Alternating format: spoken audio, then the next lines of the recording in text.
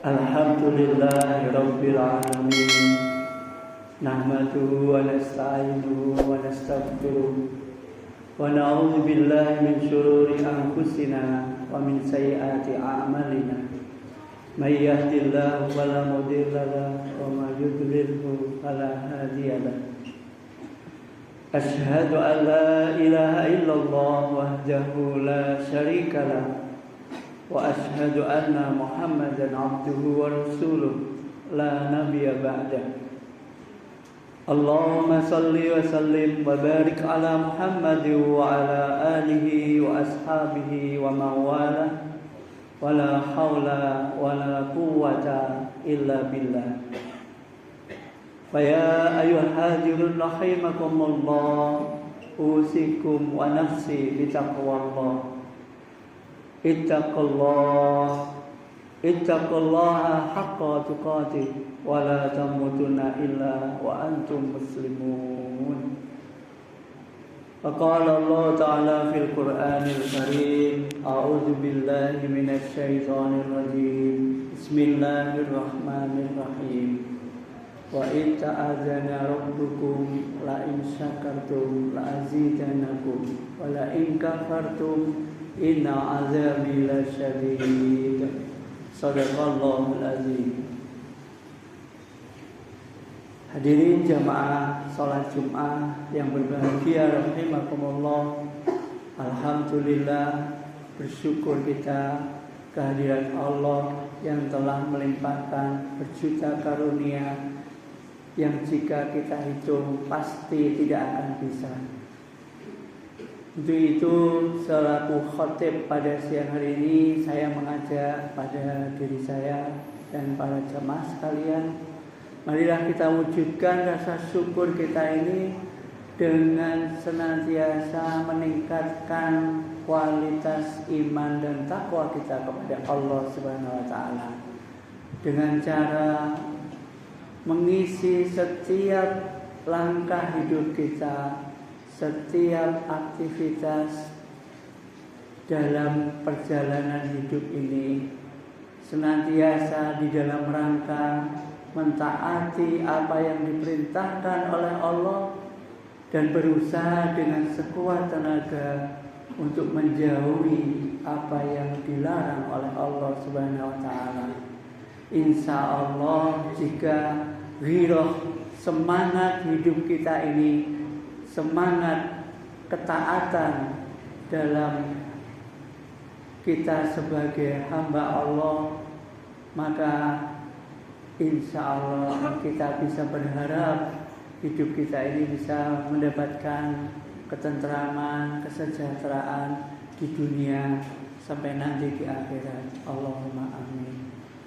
Hadirin yang berbahagia rahimakumullah, banyak di antara kita ini yang lupa bahwa hidup ini bukan tentang banyak atau sedikit nikmat yang bisa kita peroleh, tetapi seberapa kualitas nikmat itu.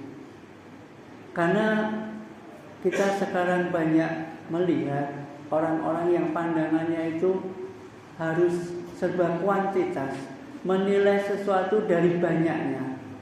Kalau ia ingin harta, ya hartanya yang sebanyak-banyaknya. Kalau ia ingin ilmu, yang ilmunya yang setinggi-tingginya. Kalau ia ingin menjadi seorang pejabat, ya kalau bisa berkuasa seluas-luasnya. Tetapi kadang-kadang kita mengabaikan. Yang kita butuhkan bukan harta yang banyak. Kalau harta yang banyak itu tidak menenangkan kita. Yang kita butuhkan bukan ilmu yang tinggi. Kalau dengan ilmu itu tidak menjadikan diri kita lebih baik.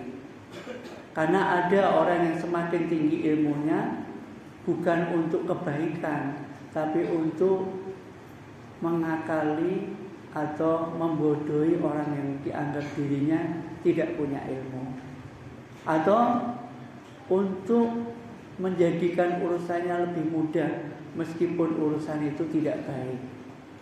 Sehingga banyak yang ahli hukum, dia tahu hukum, tapi dia tahu juga bagaimana melanggar hukum supaya tidak dihukum. Ini ilmu yang mungkin tinggi, tetapi harus kita lihat apakah ilmu itu bermanfaat atau tidak.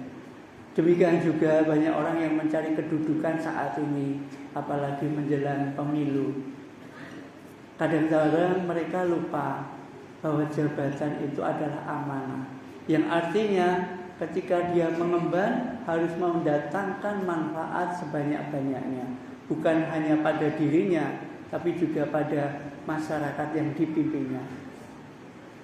Tetapi kalau hal ini dilakukan tidak benar, tidak jarang jabatan justru menjadikan kita bertambah gelisah, bertambah tidak tenang hati kita.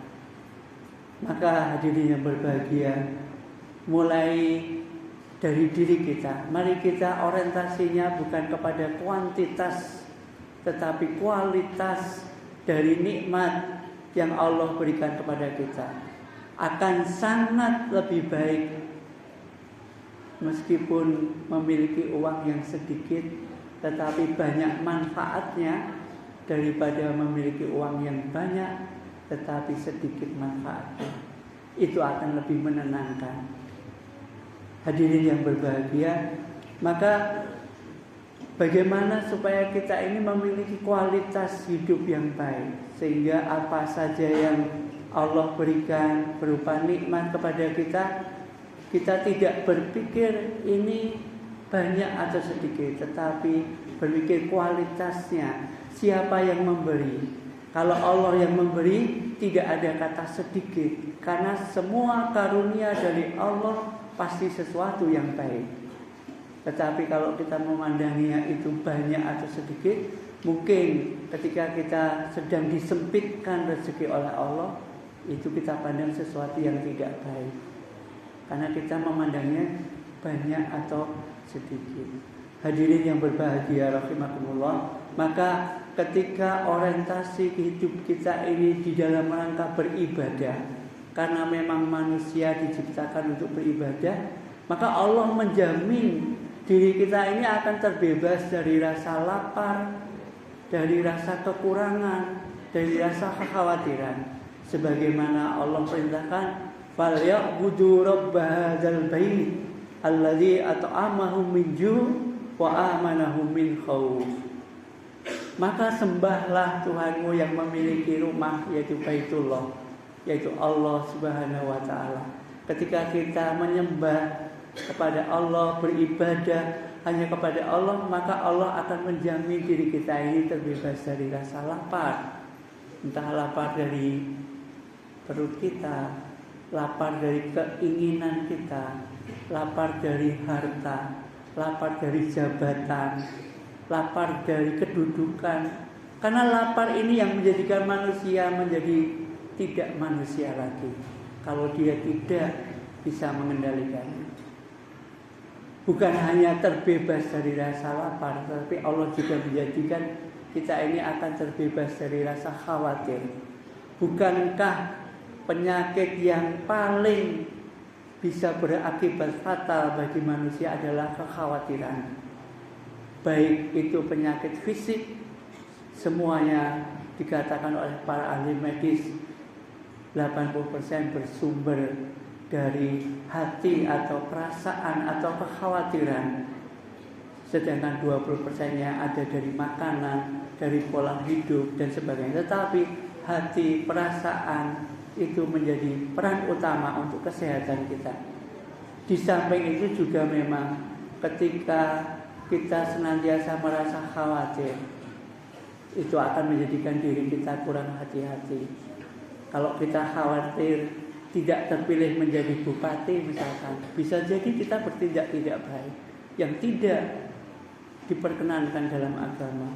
Kalau anak-anak kita khawatir tidak mendapatkan tempat kuliah yang terbaik, bisa jadi kita mengusahakan dari jalan yang tidak baik, sebagaimana yang pernah terjadi di Lampung misalkan.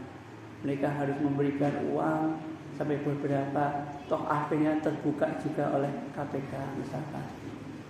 Ini pasti bersumber dari kekhawatiran. Maka kekhawatiran ini insya Allah akan hilang jika setiap langkah kita, setiap gerak kita ini di dalam rangka beribadah kepada Allah. Falyabudu rabbah dzal bait allazi at'amahum min ju' wa amanahum min khauf. Inilah yang akan mengangkat kualitas hidup kita. Yang pertama adalah senantiasa mengusahakan semua gerak langkah kita ini di dalam rangka beribadah kepada Allah Subhanahu wa taala. Yang kedua, berusaha untuk senantiasa menjalankan apa yang menjadi perintah Allah dan menjauhi apa yang menjadi larangannya, atau kita sering sebut dengan bertakwa. Ketika seseorang senantiasa meningkatkan kualitas ketakwaannya kepada Allah, maka Allah menjamin tidak akan pernah menemui urusan yang tidak bisa diselesaikan. Bahkan dijamin rezeki akan mengalir dari berbagai sumber, sebagaimana dalam surah At-Tolaq di akhir ayat yang kedua dan di awal ayat yang ketiga. A'udzubillahi minasyaitonirrajim. Bismillahirrahmanirrahim. Wa may yattaqillaha yaj'al lahu makhraja wa yarzuqhu min haitsu la yahtasib. Al-ayat. Barang siapa yang hidupnya ini senantiasa berusaha menjalankan apa yang menjadi perintah Allah, menjauhi apa yang menjadi larangannya, Allah akan menjamin setiap urusan itu memiliki jalan keluar.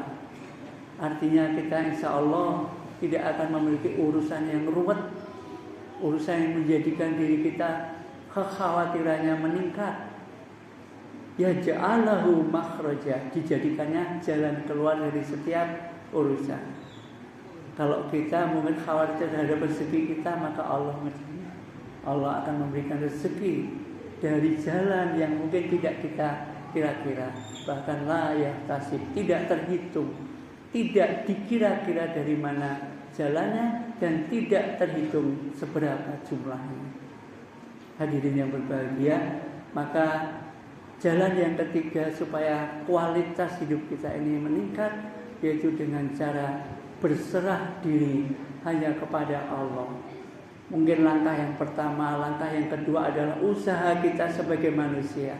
Tetapi usaha kita sebagai hamba Allah, maka kita harus menyerahkan semua apa yang kita usahakan itu hanya kepada Allah Subhanahu wa taala, atau sering kita sebut dengan tawakal. Ketika kita tawakalnya penuh kepada Allah, hanya betul-betul berserah diri kepada Allah, maka Allah menjadikan pada diri kita akan mencukupi segala kebutuhan kita. Dalam lanjutan ayat yang ketiga tadi, wa may yatawakkal 'alallah fahuwa hasbuh. Barang siapa yang bertawakal, berserah diri sepenuhnya kepada Allah dalam setiap urusan, ketika usahanya sudah sampai puncak, ia tidak lupa menyerahkan hasilnya kepada Allah, maka Allah akan memberi kecukupan. Kecukupan ini yang menjamin diri kita la khaufun alaihim wala hum yahzanun. Tidak akan ada rasa takut dalam diri kita dan tidak ada rasa khawatir, sehingga kualitas hidup kita ini akan meningkat dengan baik. Bukan hanya di dunia, insya Allah nanti makom kita pun di akhir akan meningkat dengan seiring meningkatnya ibadah kita, ketakwaan kita kepada Allah, dan ketawakalan kita kepada Allah. Barakallahu li wa lakum fil Qur'anil azim wa nafa'ani wa iyyakum bima fihi minal ayati wa dzikril hakim. Wa taqabbala minni wa minkum tilawatahu fastaghfiruhu innahu huwal ghafurur rahim.